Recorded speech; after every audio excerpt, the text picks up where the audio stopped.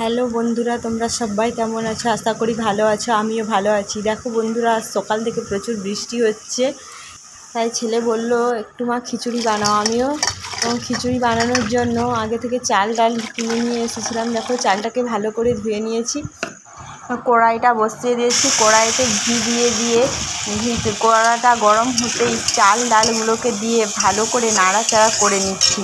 দেখো, চালগুলো খুব সুন্দরভাবে ভাজা হয়ে গেছে। হাঁড়িতে আগের থেকে বসিয়ে রাখা গরম জলে চাল ও ডালগুলোকে দিয়ে দিলাম। দিয়ে আলু গাজরগুলোকে ভালো করে তেলের মধ্যে নাড়াচাড়া করে লবণ দিয়ে ভালো করে ভেজে নিয়েছি।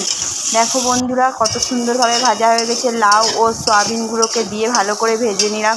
এরপরে পেঁপেগুলোকে ভালো করে কড়াইতে দিয়ে নাড়াচাড়া করে ভেজে নিলাম। দেখো বন্ধুরা, কাজুগুলো দিয়ে দিয়েছি। এবার কাজুগুলোকেও ভালো করে ভেজে নিয়ে নামিয়ে নিলাম। দেখো, সব সবজি ভাজা হয়ে গেছে। হাঁড়িতে দিয়ে দিয়েছি। পালং শাক কুচি দিয়ে দিচ্ছি। কিন্তু কালকের বাজারে গিয়েছিলাম, বৃষ্টির কারণে বিনস বা বরবটি কোনো কিছুই পাওয়া যায়নি।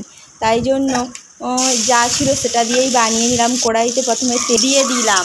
তারপরে তেলটা গরম হতেই গোটা গরম মশলা, টমেটো কুচি ও আদা বাটা দিয়ে ভালো করে নাড়াচাড়া করে লবণ, লঙ্কার গুঁড়ো ও হলুদ গুঁড়ো দিয়ে আবারও ভালো করে নাড়াচাড়া করে মশলাটাকে ভালো করে কষিয়ে নিতে হবে। এবার কষানো হয়ে গেলে অল্প একটু জল দিয়ে আবারও নাড়াচাড়া করে নিলাম।